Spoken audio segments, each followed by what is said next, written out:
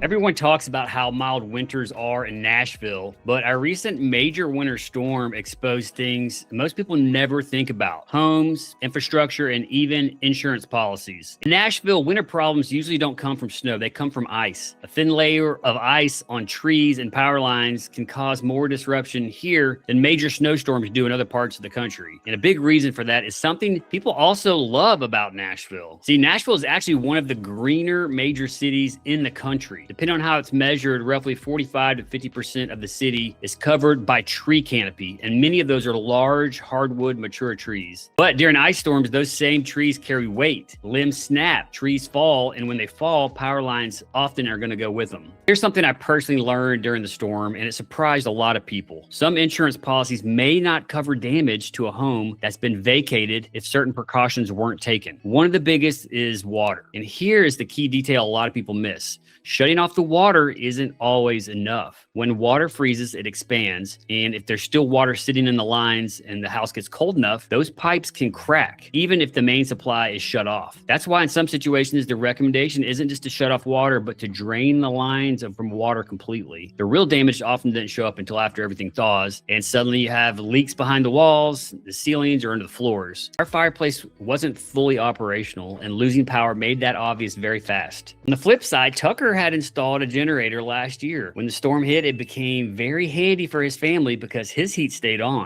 stable. If you're thinking about moving to Nashville, winter shouldn't scare you, but storms like this show how homes and neighborhoods really function.